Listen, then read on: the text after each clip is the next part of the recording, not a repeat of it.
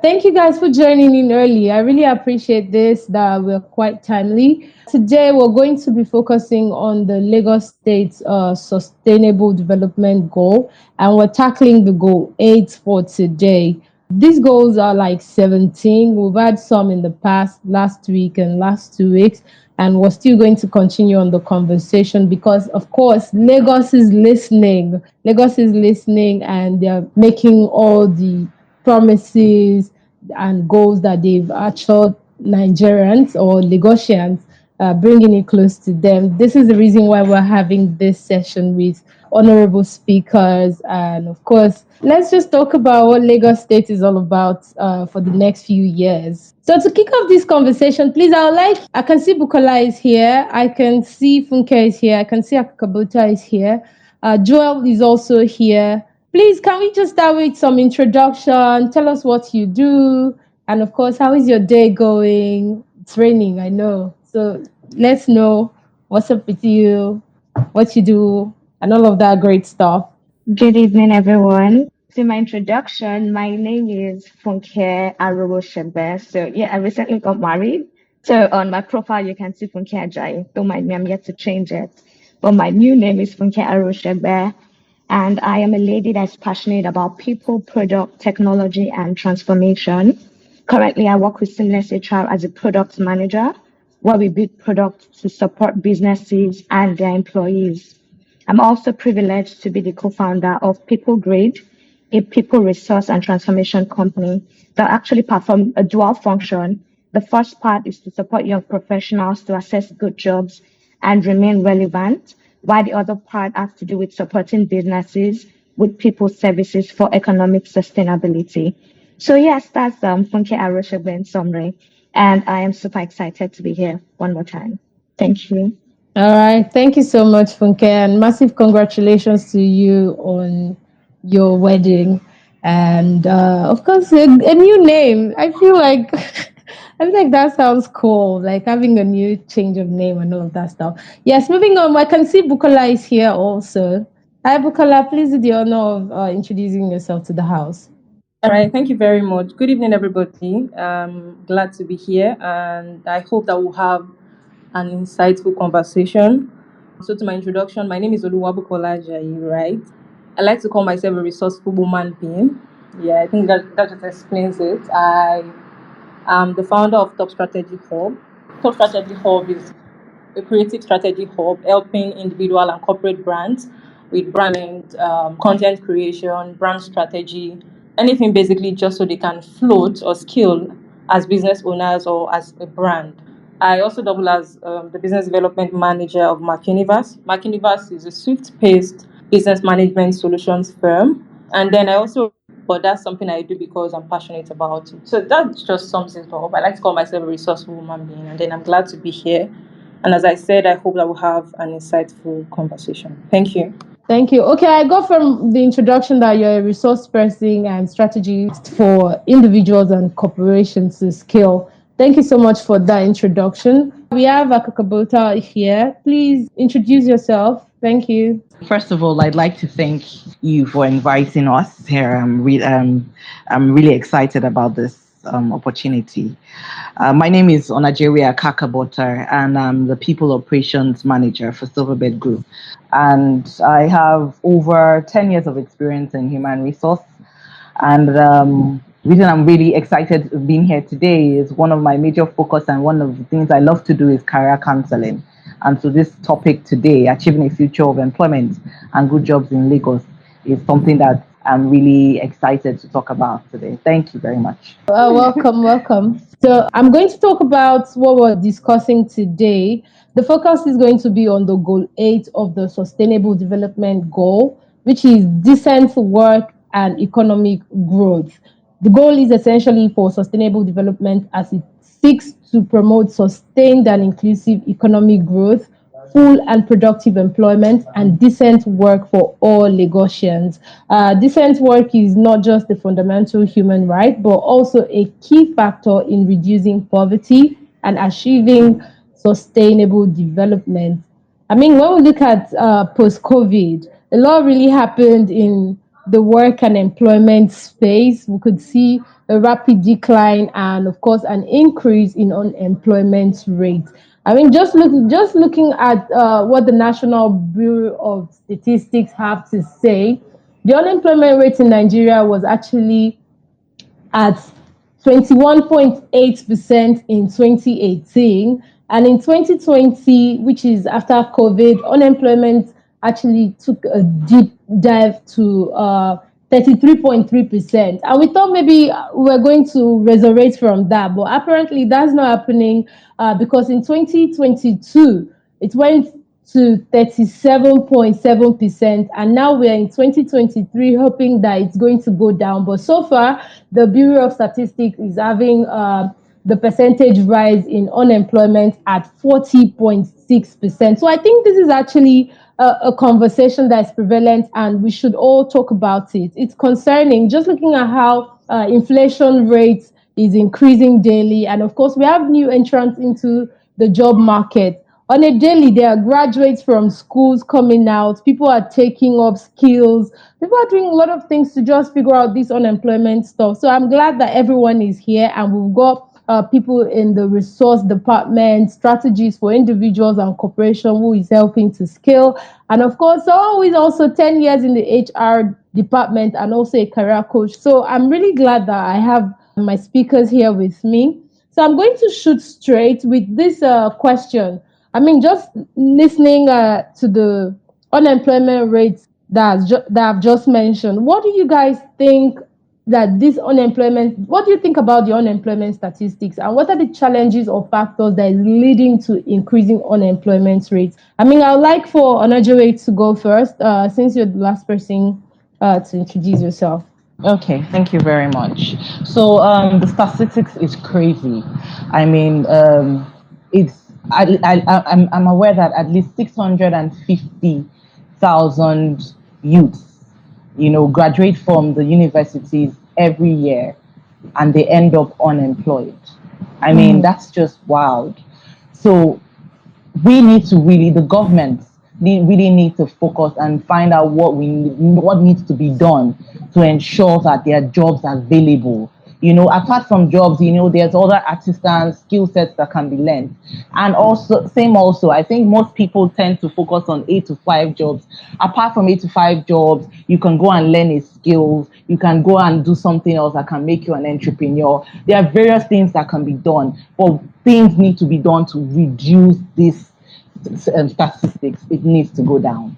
Thank you so much for that response. I can see Joel is here already as a speaker. Hi, Joel. Nice to have you here. Please do us some introduction, and of course, tell us what you think about these unemployment statistics I just talked about. Thanks. And my name is Joel Ogunshola, and I'm the founder at Tech for Dev. We're a non-profit organization that is focused on ensuring that we can connect young people across different communities to the right kind of economic opportunities, specifically through empowering them with digital skills and access to digital jobs, ultimately. So thank you very much once again. From a unemployment statistics standpoint, I think that the numbers say a lot, but ultimately we need to also think about what are some of the root causes. So there, and I wouldn't say there's a right or wrong answer. I'd say there are multiple perspectives to it. The perspective of the quality of the education from the schools. There's the perspective of the relevance of the education being taught today to available job opportunities today, which is even constantly evolving. So with things like artificial intelligence, for example, we're going to see a total shift also in job descriptions and how job, descriptions are being delivered across different industries, to the availability and viability of the economy in itself.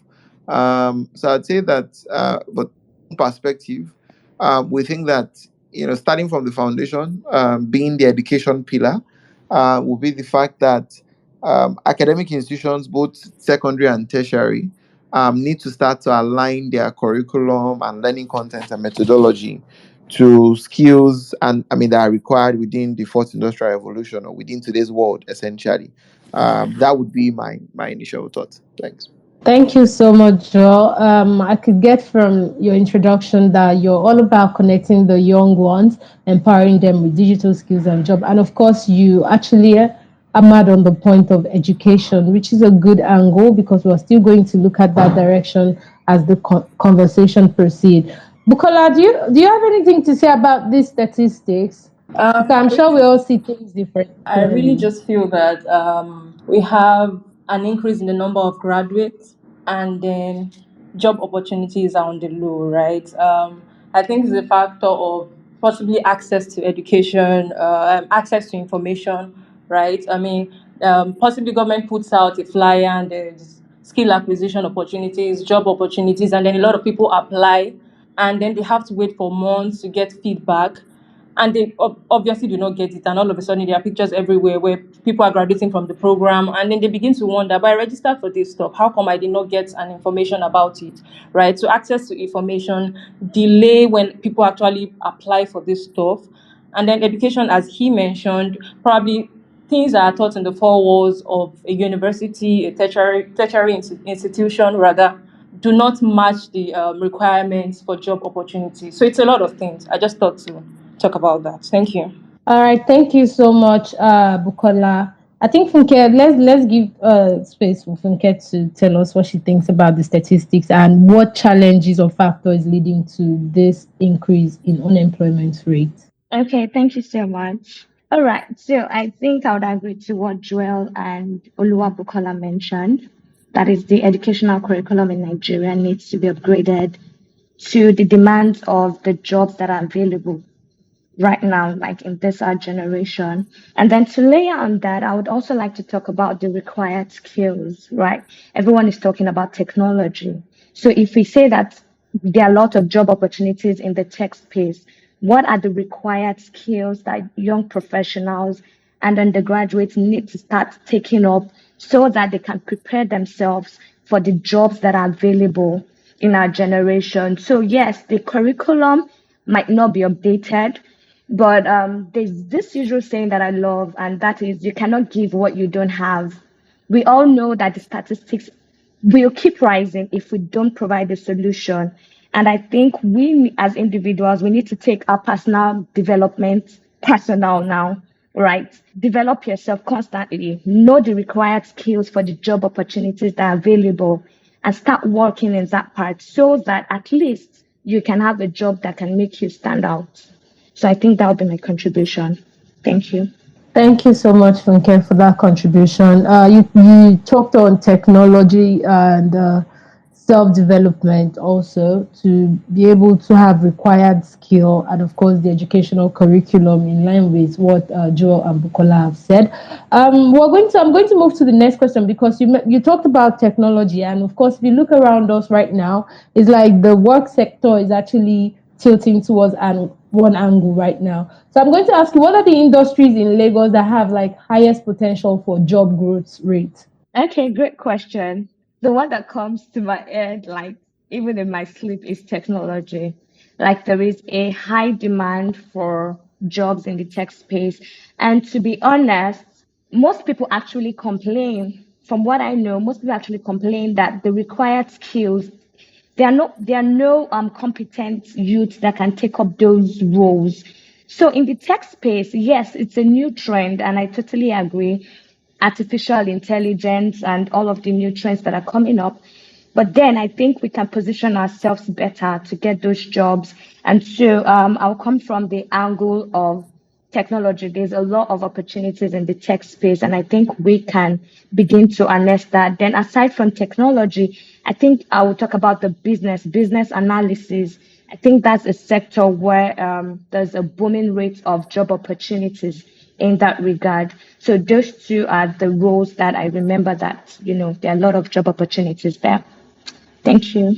Thank you so much, Funke. Akakabota, please, do you have anything to contribute to that? Yeah, so if the question is where are the opportunities now, I think the opportunities are also in sales. And these are obviously opportunities that we can do without having so much professional skill sets. We can sell. I mean, everyone can sell something.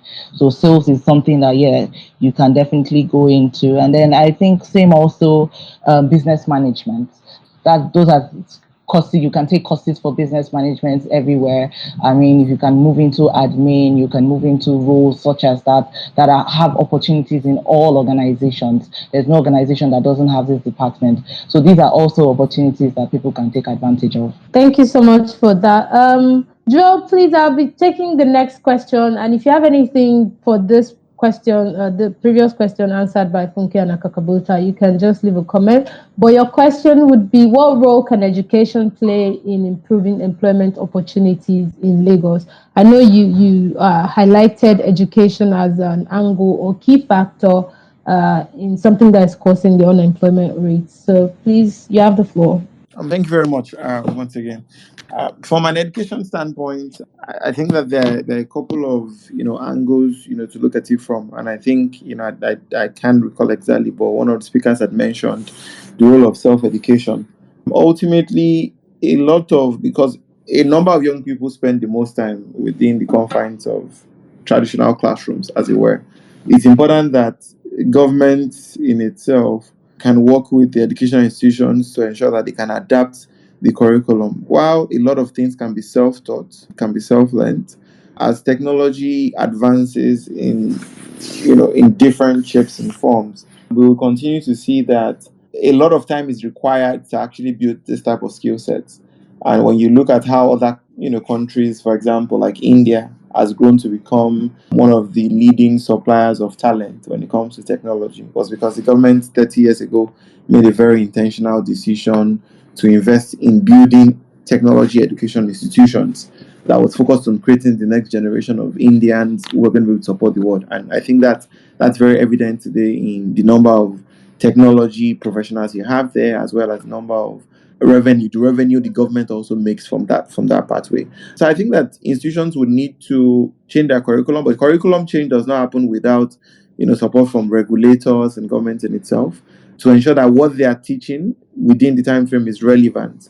Ultimately, also, I think someone has also spoken about the fact that beyond curriculum change, a lot of the teachers themselves, whether it's lecturers or teachers, depending on what type of school you're referring to, don't have the capability to also deliver on some of these skill sets, which is where also there needs to be that train the trainer or some form of career development and professional development for teachers. And then ultimately, you would always also have the need to teach yourself as a young person, ultimately, because at the end of the day, it's not about the certificate, which in this case is not the reference, but it's about the skill set, ensuring that you can get the skill set and it's verified that you can actually use that skill set to deliver within the work environment. So really today, organizations don't care whether you have a degree or not. It's can you deliver on that particular skill set? In real sense, whether it's formal education or informal education, there needs to be that tilt towards ensuring that whatever is being taught within these confines of our environment are such that are relevant to the industry. On the other hand, would also be that quality needs to be considered. So I'd say that today, for example, I started my career working at Microsoft, and so I have quite some experience within technology ecosystem, as it were. There's a lot of software developers, data analysts, and all that today. But the problem we have is the quality. Can you match that quality with what you have coming out of India? Can you match that quality with what you have coming out of Ukraine or Poland or any of the Middle Eastern European countries or the US in itself? So quality is a major issue as well that we need to think about from a quality control standpoint as we're learning and gaining the skill sets. There's need for depth. So a lot of people would learn 3 months, they want to start a business with that technology skill set. While it is not impossible, it's impossible to understand that there's a process of continuous improvement that needs to happen. And there's a lot of, online radical education platforms today. So you have your massive open online, platforms like Coursera, edX, Google has their own programs, Microsoft has their own platforms. So there's a lot of learning platforms today outside of the traditional environment that you can actually use to gain that knowledge that you really need today. I think the other thing would be, from what I've seen, would be just some form of forum to provide the right type of guidance. So a lot of people would go and learn data science, but intrinsically they are not the best, they don't have the best capabilities for data science, and they spend 6 months investing themselves in that process. So how do you get the right type of advisory that ensures that whatever skill set you're learning is aligned with what your competence and personal capabilities are built, are built to be able to support? So yeah, that's my perspective on how education can support. All right, thank you so much, Joe, for the in-depth information. I mean, you talked about the traditional classroom. Lagos State can look into that because I don't think we can totally eliminate the classroom factor from the whole education and employment rate, because the young shall grow. We need to train them young. Then you get to the point where they can now seek self-education. And of course, you talked about the quality in learning, individual and looking at the governmental angle also, they would definitely need to work on that. And you also touched on the point on online learning platform, which is good. You gave examples, and of course forum for guidance, which I think is very, very key and important for everyone. Please ask anybody that have a question in regard to the answers the speakers are giving. You can signify by raising up your hands, and of course shoot your questions. This is a space where we all share and learn from one another. Please don't wait for only me to be asking the questions. You're free to ask questions. Just signify, and of course, we'll give you the access to asking the question. I'm going to move to Bukola right now. I mean, you're a resource person, and you also are a strategist for individual and corporate organization. So I'm just thinking, on individual level, what steps can individuals take to like improve their own unemployment prospects in Lagos? Because if you look at Lagos, we have the highest rate of unemployment, and of course, looking at the numbers of people coming into Lagos is a lot. The numbers that are vying for a particular position, you see, it's really a lot. So, how can individuals improve on their prospect to get the job? All right, thank you for that question. I think I'm still going to focus on skill acquisition or possibly skill upskill on a personal level. I mean, as an individual, skills are critical to career success, and of course, we need to understand that the relevance of these skills are ever evolving, right? So we're talking about tech currently, but I wouldn't want us to restrict it to tech. I mean, the other one of the speakers mentioned that there's a sales aspect. There's I can't remember the other one she mentioned, right? So let's not restrict it to tech. On an individual level, you need human capacity building is very important. The four walls of the school will not teach you a lot of things, and you need to seek access to information, job opportunities. I understand that there are some opportunities or there's some job you apply for, and then you feel that, oh, you're covered already, you've gone for the interview, and then you do not get feedback. I don't know what happens along the way, but I feel that on a personal level, there are some skills that you need just so you can fit the demand of some job requirements. And then there's the skill acquisition part as well. I mean, Lagos State is doing a good job regarding that. Let's not restrict it to just corporate organizations. I mean, white collar jobs. There are some skills. I mean, hairdressing, tailoring. I mean, that's job, so to say, as well. So look for skill acquisition opportunities just so you can have something you are doing till possibly before you get a white collar job. Skill acquisition, human capacity building. I think that's just basically it. On an individual level, capacity building is very important. And then be on the lookout for these job opportunities. I mean, you can also volunteer, right? There are NGOs that are looking to take people in, put them through some processes that makes them the perfect fit for some job. So you can volunteer just so you can keep yourself busy till you get the job. Human capacity building, skill acquisition, which is very important. I mean, Lagos State has a lot of opportunities regarding that. I think let me just stop there. Skill acquisition, capacity building, and then volunteer because it helps with your capacity building as well. Thank you. Thank you so much, Bukola. You actually just broke everything down. Human capacity building. We can't do it alone. We can't do it alone. That's why Lagos State wants to work with everyone into building a better Lagos and, of course, a sustainable Lagos for each and every one of us. I'm going to move to the next question, and I'll be throwing this question to Akakabota. You've been in industry for like 10 years plus, like you said. I'm just thinking you would have noticed a change in the employment sector and how people even seek jobs. in how long people stay on jobs and all of that stuff. So how can we ensure that the jobs being created are sustainable and they provide fair wages? Because a lot of people will say, oh, the pay is not right, they are stressed more than they earn, or they are micromanaging them, and all of that things happening right now. While you look at the past, people do stick through these jobs. So how can Lagos State ensure that they are providing jobs or creating jobs that is sustainable and provide fair wages? So one of the things that just comes to the top of my mind is to ensure that there's a standard compensation structure. So I think one of the issues we have, not just in Lagos State, but in Nigeria as a whole, is that each organization, they tend to pay what they want to pay. If there is a standard structure as to say this role or this job, this level of experience should be paid this amount of income. I mean, sometimes you see, for instance, there will be a job advertisement for a head of department role, and you would see a budget of 150,000 for a head of department role. It doesn't equalize.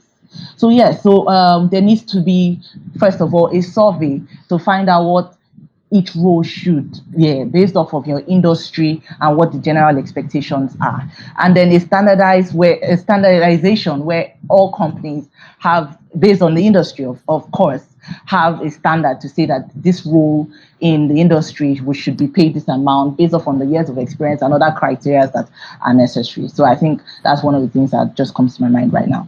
All right, thank you so much for that. The speakers, do you have anything to contribute? Anyone that wants to contribute? So if I move to the next question, I take it that nobody has anything to contribute to that. So standard compensation structure. Everyone in the house, what do you think about this? I mean, a standard payment rates. I mean, when you look at the foreign countries, you see they have rates for per hours, what everyone earn. Yeah, they are more structured. Yes. Yeah. So do you think this can work or is applicable in Nigeria and of course in It Lagos? would it would be very difficult, but nothing is impossible. So what are the difficulties? Let's know what the challenges are in getting a standard compensation structure. First of all, bearing in mind that the vast industries we have, first of all, and then obviously the companies and um, people actually, what's the word now, keeping and abiding by the standard. So there's so much so as the standard is placed, and there's another thing that the standard is actually followed. I mean, so you even see that even in our today, some people are earning 15,000, some people are paid 10,000. So we're not already keeping to what the standard payment structure should be based of minimum wage. Do you understand? So it's a one thing to say this is what minimum wage is, and people are not keeping up to it. So it's all the other thing to say that this is what is standard compensation structure is, and then having people also keep to it. Yeah, so that's what. Okay, thank you so much. I'm sure Lagos will have to look into that, how they can get their survey and, of course, create this standard company. At least let's try. Let's see if it works. And maybe there will be improvements in what people wages would be in the future. So my next question, I'll throw this one to Joel. I mean, you talked about technology and you gave us ideas of where to go get some online training and of course quality in learning. So how I'm just looking how Lagos can be a part of this, looking at the tech space and how education is being simplified and brought closer to everyone. So what do you think Lagos can do in relation to technology and education and of course bridging the unemployment gap? Thanks for the question. I love to start by saying I know that Lagos is already doing a lot in that regard. Starting from when Lagos established Code Lagos, there's constantly a lot that is happening within government. And so I'd say some kudos to the government are in ensuring that is constantly happening. I think beyond that, what I would say would be that there is a gap when it comes to standardizing the quality of programs. Because there's tons of programs. Lagos has the highest population of innovation hubs in Nigeria. All the major multinationals have a program from Microsoft to Google. There's multiple programs going on. But what's not there from a regulatory standpoint is how do you standardize, one, the quality of what people are learning? Because at the end of the day, as employers, what you want is quality talent ultimately. And so if government plays a role in ensuring that you get access to that, I think everyone is grateful on one side, and it's a win-win for everybody. Two is beyond training is access to jobs. A lot of organizations have roles, but either the beneficiaries don't have information about those open roles, or just there's not enough happening from being intentional about matching beneficiaries who've gone through programs to job opportunities. And this is, while it is not it's not a sole responsibility of government. It's an area where government can play a significant role ultimately in terms of helping to ensure and coordinate the different players across that space, ensuring that private sector continues to share insights into what the number of openings they have are, as well as also just ensuring that in itself also beneficiaries who are best fit based on quality are also then matched to these employers. So that would be my viewpoint around what Lagos can do, because Lagos, by the sheer cosmopolitan nature, has a lot of opportunities within it in itself. But then we then need to deal with quality. What we have now is quantity. We need to elevate the conversation to quality, and most importantly, post training, what happens? How do you connect these people to jobs, whether locally, remotely? How do we engineer that process or support that process that ensures that beneficiaries can get access to jobs? Because it's then we're then really able to unlock the true potentials of whatever skill sets people have learned, or what potentials that people have in itself. All right, thank you so much. Thank you for that comment. I can see Tony. Tony. You can go ahead and speak. Okay, thank you very much, Africa Tech. So I think the discussion around compensation structure is really important. But I think something that's as important is also, just like Joel mentioned, the quality of the talent, right? Because and I think it's a conversation that's supposed to be had together. So as we're talking about, the compensation structure being established, and us getting through that, we also need to have the discussion around the talent itself and ensuring that the talent is quality, so that when we start off the conversation around compensation structure, it's something that can be held, and it's something that would have like a backing for it, and there'll be no need to go back again to say, oh, maybe the quality of the talent isn't as great, or let's look at what exactly the talent is given, because clearly the talent will just be will be what the talent is supposed to be, which is good. And then if we're able to work around the structure of saying this is quality work and this is subpar, or if we're able to grade the level of quality based on talent, then it will be easier to have the compensation discussion. But I think it's both conversations are supposed to be had. Thank you very much. All right, thank you for that contribution, Anthony. Looking into quality over quantity. I mean, well, if you look at the rate of people in Lagos specifically, looking at close to 5 to 8 million. That's my own aggregate. I don't know what the census is going to be in recent time. Of course, we need more quality jobs as much as we need more quality talent. And of course, Joel talked about access to job and post training. These are important angles because you find out that most people go through the booth where they have boot camps, and of course they go through maybe private trainings and all of that stuff, and they come out and they will tell you they are looking for where to work. I think it was Funke or Bukola that mentioned about volunteering, which is another angle that people can actually look at. So I'm just looking at how we can address the skill gap in Lagos. Because now we're talking about quality over quantity and access to this job. I'm going to speak with the resource person that is also the strategist for individual and corporations. So, Bukola, this question would be for you. How can we address the skill gap in Lagos and ensure that workers have the skills necessary and needed for today's economy? All right, so I mentioned earlier about skill acquisition programs, and I think I particularly talked about tailoring, hairdressing, and all of that. So let's move from that to white collar jobs. All right, take for instance the recent innovation from Lagos State, Lagos Innovates, where you're partnering with hubs to train people. So we put out flyers for these opportunities, and then people apply, as I said earlier, and they don't get feedback. So Lagos State government or the government needs to put in place some policies that monitors and evaluates the execution of this projects, right? You're putting out flyers to bridge gaps, definitely, not white collar jobs, normal hairdressing and all of that.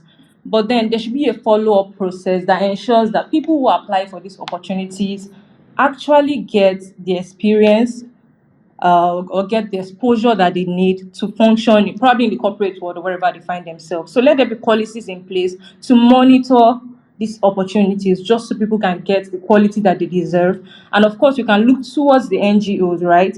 I believe that most NGOs do not get funding from government. Possibly, let's talk about Lagos State. I feel that that's why most of them go to international bodies, or possibly you must know this person, know that person to be able to get government to fund your NGO. So let's quote and unquote credible NGOs who have people who want to expand or people who are looking to build their capacity. Government can introduce these people, or government can create a forum for these people to come together, stakeholders, corporate bodies who have intent or who are looking to start internship programs, NGOs who want to give back to the society. Government can decide to fund these people. I mean, let's take off, let's look away from the platforms already in existence from Lagos State. Let's have a one-on-one engagement with these people, right? Most of these NGOs go to corporate bodies, or probably they put out a flyer, 100 people to donate 2,000 naira each. I mean, how much can that spend them? They have to get this funding from the government. So I believe that government can leave off the bodies they already have in existence, or they can actually use them and call stakeholders, call corporate bodies, call NGOs, have a one-on-one meeting with them. Oh, we want to fund probably people in your workplace, your NGO. I want to fund probably 100%, right? And ensure that there's a monitoring and evaluation process that sees that these policies or these projects are executed to the very end, right? So yeah, back to government. Look for ways to bridge the skill gaps, definitely. Look for ways to partner with corporate bodies, NGOs, get them the funding that they need, because they naturally cannot get it from most of these NGOs. Go to corporate organizations and ask them to fund them.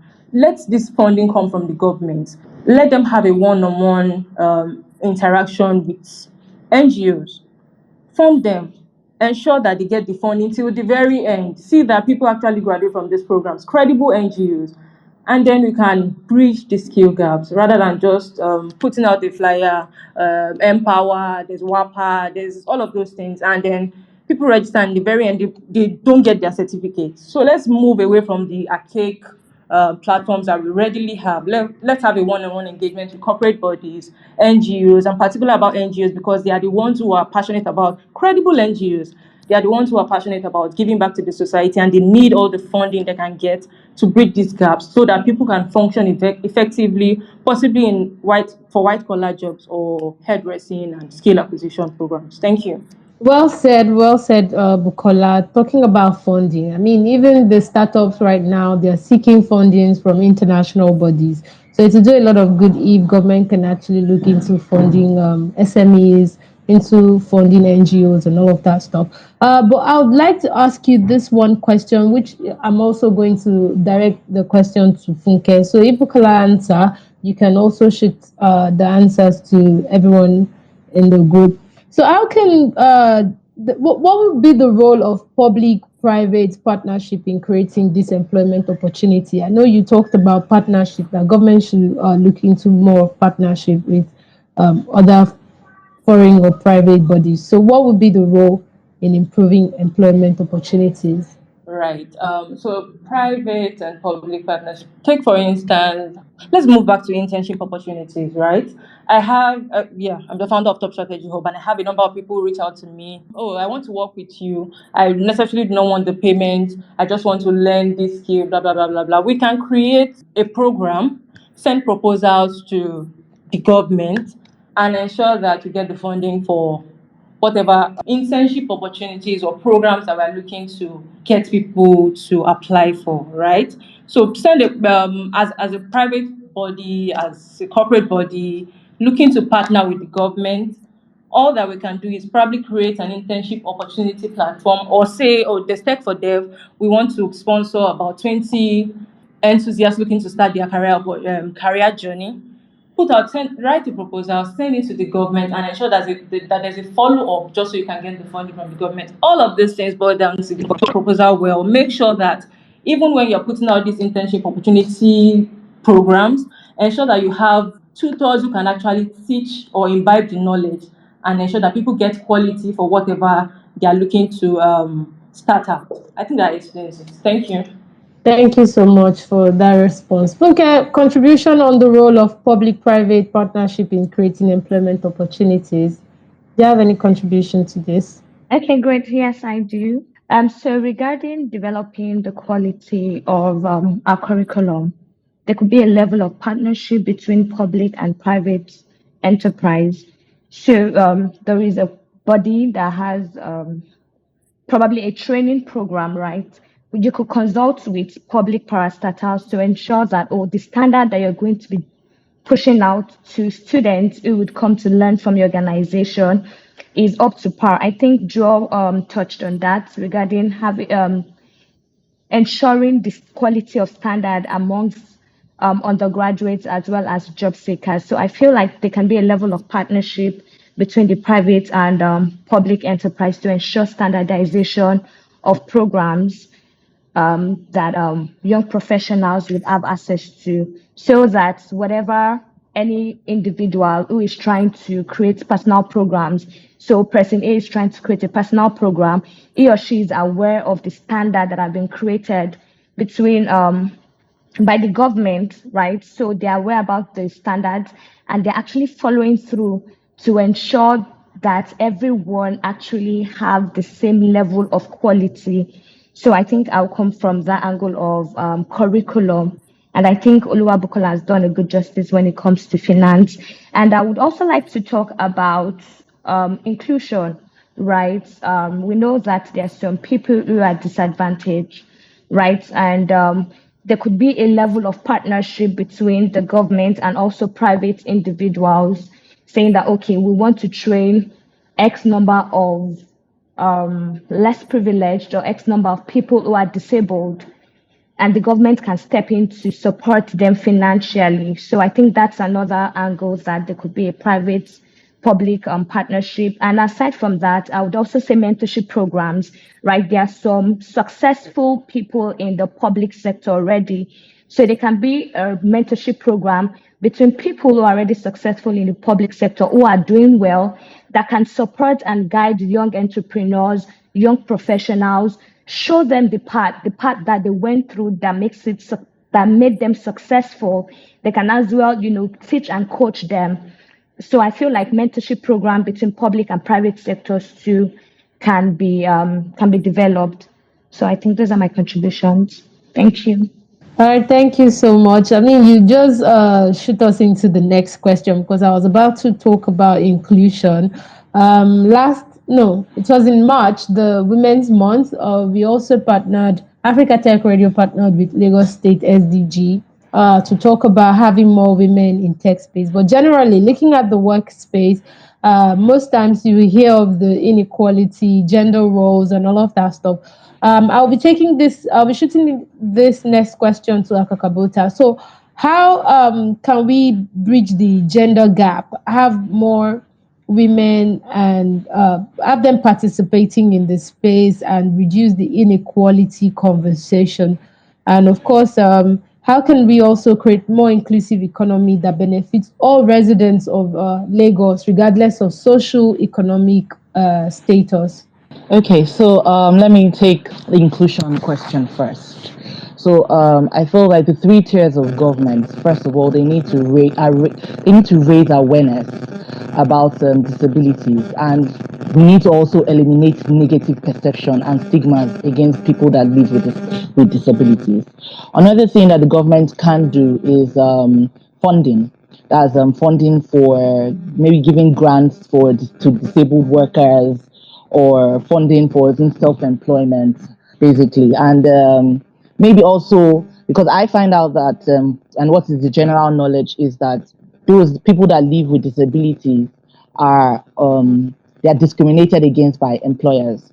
So we need to find some form of incentives for the employer to also recruit them. So maybe tax rebates, that's what comes to mind. Any other suggestions there about? Also, the investing in inclusion. Government needs to really invest in inclusion, whether it be entrepreneurial training for those people that live with disabilities, and yeah. So, but the onion's not only on the government. So same also the private sector, the employers, they also have their responsibilities, having to ensure that there's proper inclusion in your organization. I know that, like I said, there's a high level of discrimination, but this needs to be erased and eradicated completely. There needs to be a safe space for those that live with disability to be able to work in organizations. So just have basically to have a policy, whether it's a disability policy. So that basically includes ensuring that your work environment is accommodating them, and yeah. So that's from that end. As regards to gender inequality, women just need to be empowered. They need to know that they can sit on the table. And I think what it is that some women feel when they enter the boardroom, and maybe it's a boardroom full of men, and you only have one woman in that boardroom. They feel a little bit belittled to say, oh, I shouldn't be here. No. So there needs to be trainings, not just to even the women. There needs to be sensitization to the men, sensitization to employers to know that women should be included in all areas and all phases of all departments. I mean, women are quite capable of doing much more than men can. So yes, so when they need to be empowered to know that they can do it. And I mean, we have so many groups that are doing that now. We have women in business, we have women in everything. I mean, women in journalism, women in this, and all these groups are more or less motivating women to do better and be better, and know that they can be at the table, and know that they can handle responsibilities that are assigned to them. Thank you so much. Thank you. Thank you. I know Joe will just be like, these women, the people have brought women matter to this place again. Um, Joel, but that was a great point for Makakabota. I mean, highlighting the disability angle also, and talking about how we can create a safe space for everyone, both male and female.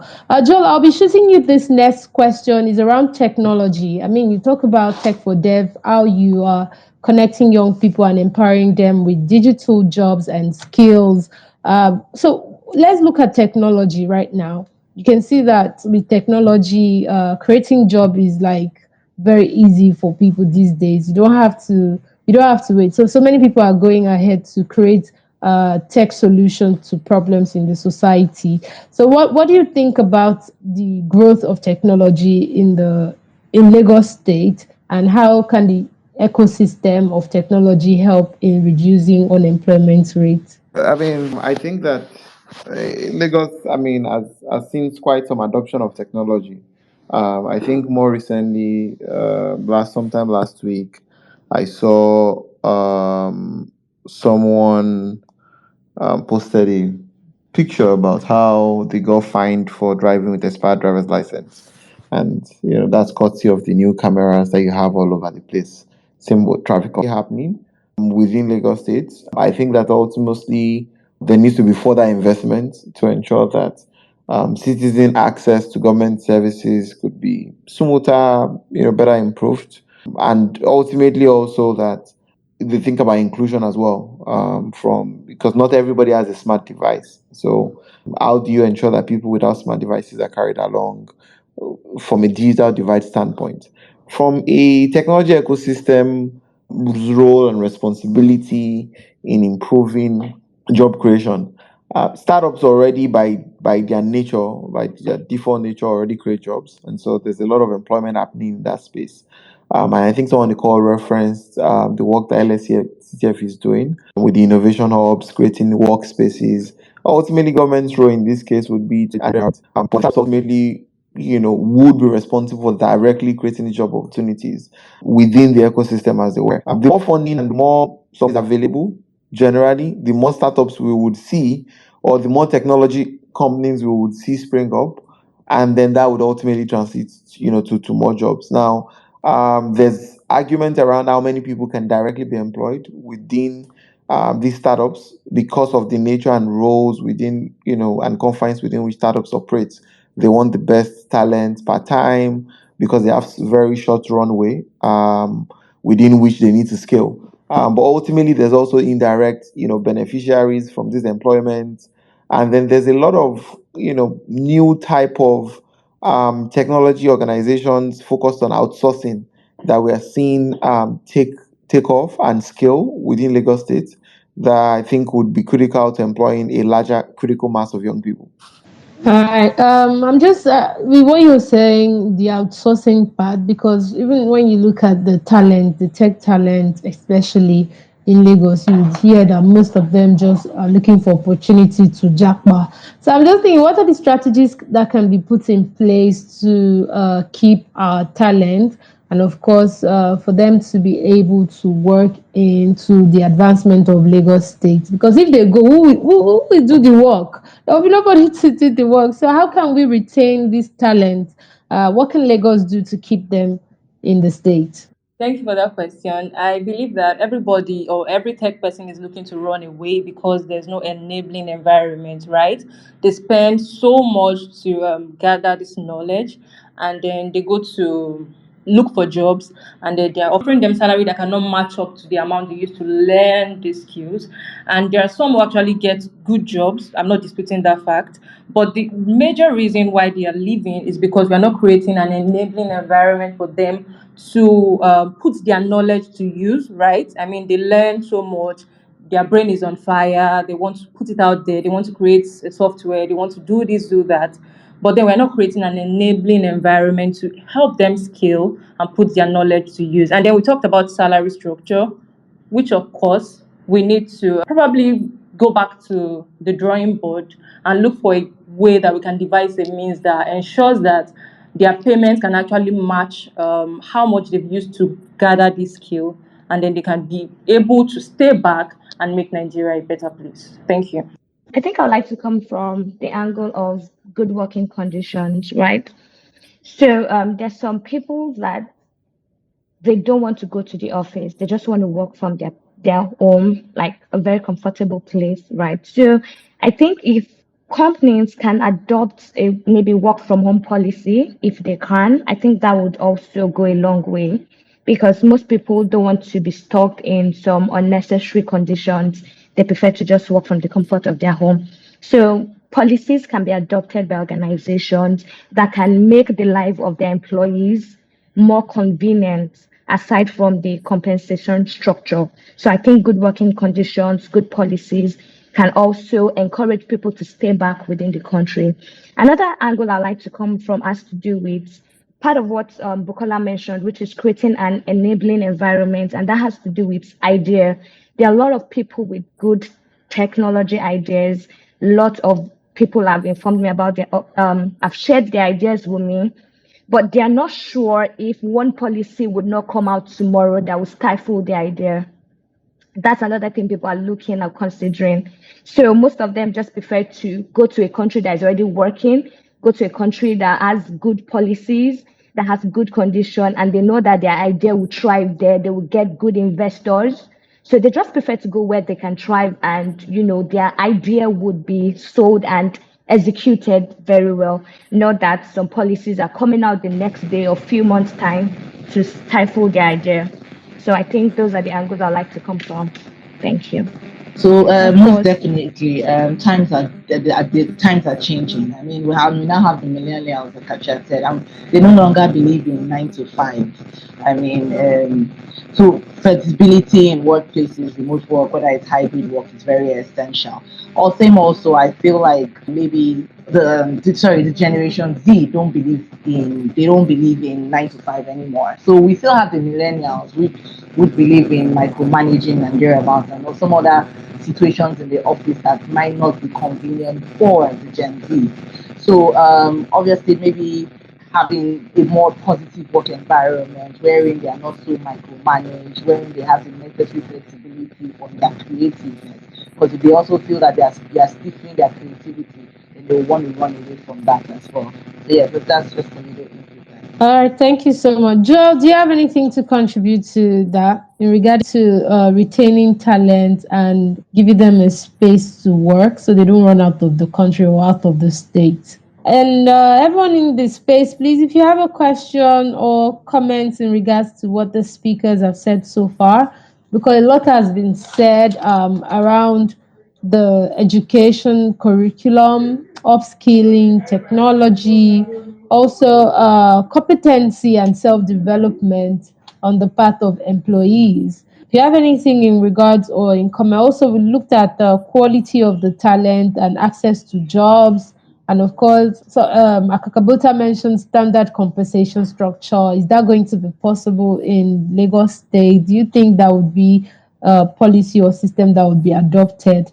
Anything you would want to comment on in about this conversation, please identify. You can be allowed to speak or ask a question. My last question would be, because we've talked about work, but then when you look at work structure, I mean, Funke just mentioned about the work culture. Some people want a flexible work environment where they can have some days off and on, and of course, micromanagement and all of that stuff. So, I'm going to put out this question for everyone. This would be the last question on the space for today.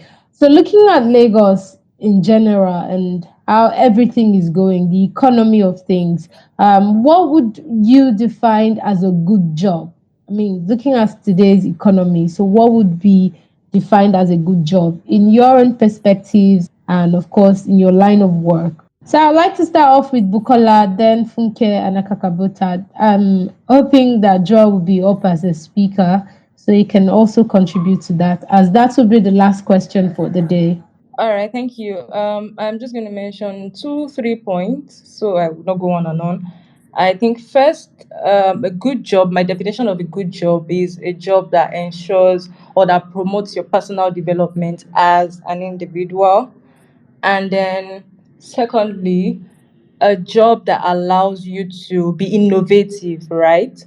And then thirdly, a good paying job. Yeah, I think I should just end with that. Thank you. Thank you so much, Bukola, for that. Of course, the pay is necessary. The pay is the motivation sometimes. Very necessary. Funke, what do you have to say? What would you define as a good job? Okay, so I will start from where Bukola stopped. Yeah, a good salary for me. I like money. Money is good. Right. But I don't just want a good salary. I want to be able to compete internationally. So my friend in the US is telling me I earn $5,000. I should be able to say that I earn close to that, if not $5,000, but something pretty close to that amount. So I think that's what I'll call a decent job, right? And I feel like it can cut across any job role, not just in the tech space. Another thing is I like working from home. So working from home is like a decent job for me. I'm able to contribute to an organization and I'm still able to maintain my sanity while working diligently for an organization.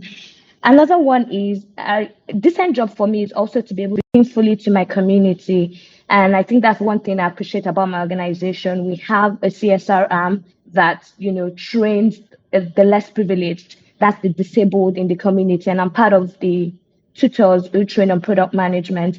So that's decent job to me. I'm not just getting paid, but I'm also contributing meaningfully to the growth of other individuals. So to me, that's a decent job. That's a good job. And also, I have a community where I can thrive, I can bounce off ideas with, because sometimes, working from home can be quite, it can also be tagged as living in isolation, right? But then I want to also have a community, maybe within my organization, that I can bounce off ideas with. I can, oh, let's hang out. Yeah, to me, that's good job. I have a community that I can depend on. There's sometimes I just have challenges. Do I have a supervisor that has a good listening ears to hear the challenges that I'm going through and can provide or prefer solutions to the problems that I'm going through? To me, that's good job. So 4 things: good salary, international standard, working from home, community where I can thrive, share my problems with my supervisor, and then finally contribute meaningfully to my community. Yeah, thank you. Thank you so much for that, Funke. I can see Joel is up as a speaker. Joel, you're taking two questions in one because I want to hear from you as someone particularly in the tech space. How can we retain our talent and stop them from wanting to japa? And of course, what do you define as a good job? This is the last question for the day. To the first question around retention, I think that they're just standard. Do I call them retention playbooks that almost everybody, whether it's tech or not, ensuring that the work environment is conducive, flexible working condition, competitive pay, access to the right type of benefits. Most importantly, within tech, I've seen that learning and development opportunities are a significant, have significant importance to techies, as it were. Also, the significance of the role or significance of the job or the problem being solved, rather, is the company solving a problem that's significant enough that they consider to be worthwhile? Would be, my viewpoint around that. But however, you almost can't retain, ask people to not move towards areas of greater prosperity. But again, organizations can continue to ensure that they can provide that is near similar. But challenges also remain the fact that the American economy or the UK economy is very. So a company, a bank in the UK or a tech company in the UK that $1 billion revenue, their equivalent in Nigeria is probably only making $10 million in revenue. And so the ability to also compete from a pay standpoint might not be the most, I would say, critical factor that you would have.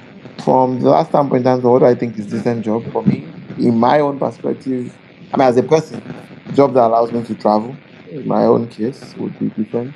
And that just provides the core, basics. And organizations would always look at pay and compensation from a purchasing power parity. So US, Nigeria, UK, how much does it cost to rent a house? How much does it cost to rent a house in Nigeria?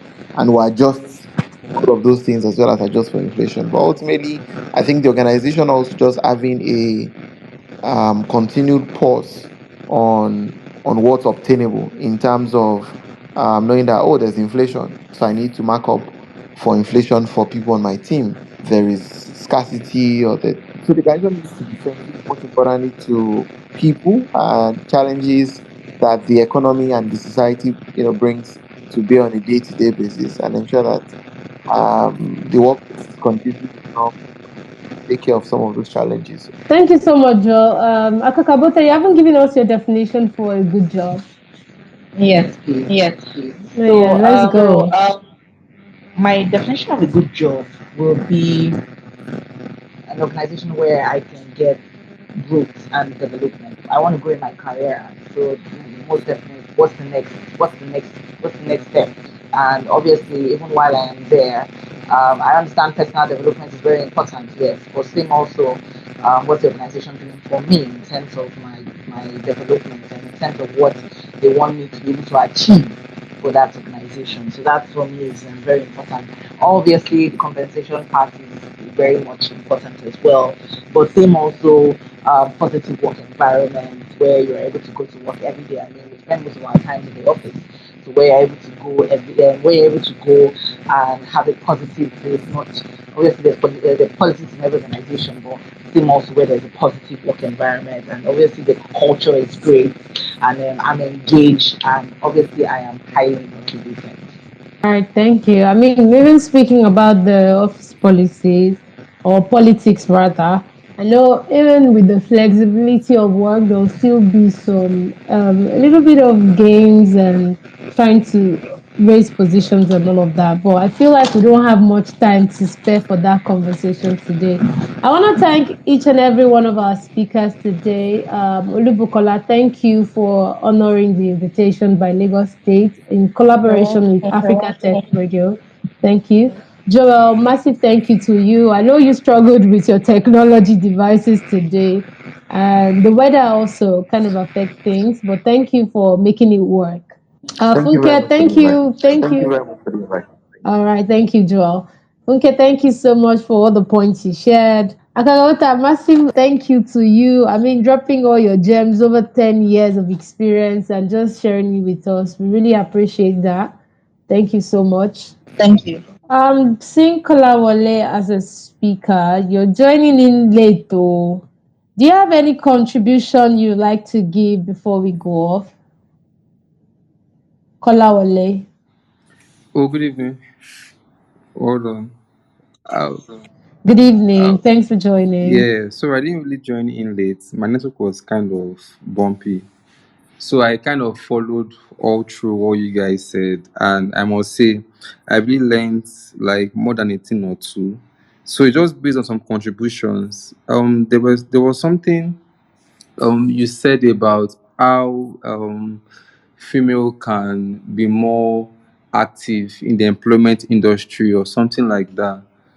But what I can say based on that is that um, I feel ladies are more engaged than we guys, in quotes. For instance, now if you look at the banking sector, 60% of banking sector are female, while 40% are male. While if you look at board of directors, is about roughly 50-50%, which is a very, very good improvement. And there are other sectors in which that you can see more females aside politics, that females are more visible than guys.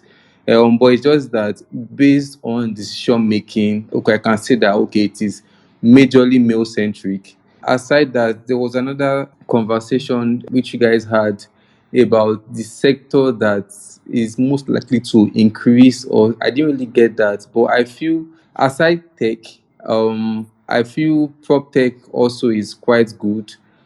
It's quite for instance, now in the last 5 years, real estate in Nigeria has, especially in Lagos, has increased more than 500%, just in the space of half a decade. Now we are here to take the statistics for the next 5-10 years and things like that. And also based on a good working condition to reduce the way people are traveling out. I feel if, as some of the speakers said, if we can create a very good incentives for them and a good working environment to avoid all this form of toxic working environment. And at the same time, there is a difference between working with the environment, working with the company, and working for the company. That is what we don't really understand in this side of the country or in Africa, for instance. Outside in the Western world, they are working with the company, working with the government. But here we are working for to get a pay and leave. It is not value centric kind of thing. So if I am very sure if we can make it that we are working with the company, even if the company should have shops from for have some shortcomings, is understandable. There will be some really, really drastic changes in the way people are traveling out looking for jobs and the rest. Thank you. All right, thank you so much, Awale. That was a very, very insightful conversation. I mean, working with the company, not just for the company, because that kind of affects our psychic, like especially this part of the world in Africa. We're looking at the pay, just pay me my money, let me go, and all of that stuff. So thank you. I'm sure Lagos is listening to every contribution we've all shared today. We do not have much time. I've said my thank you to all the speakers, and of course, thank you to Kola Wale. I can see Caleb is still here. Thank you for your time, and of course, Timile, thank you for actually joining the space. A couple of other people joined, but they've left. Thank you so much. So please, let's do the necessary things by just following each other on the Twitter space. And of course, if you have social media handle, so share with us how people can link up, because this is actually going to be extracted and put on the website. It's going to be on Lagos State website, and of course, Africa Tech Radio will be having it on as a podcast episode on their website. So please share with us for other people who will be listening later in time, how they can connect with you. Bukola, you can start, then Joel, and of course, Funke and Akakabota. So I'm Oluwabukola across all social media platforms. Thank you. All right, thank you. What about Joel? What's your social media handle and how can people link up with you? Time. Joel Ogunshola. All right, thank you so much. Funke, what about you?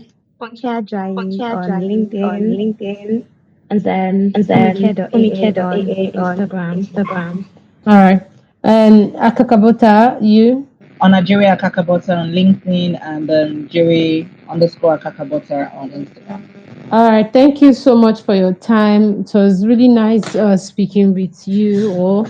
Looking forward to more greater things in Lagos. But from me to you, I know I actually didn't introduce myself at the start. My name is Bukola.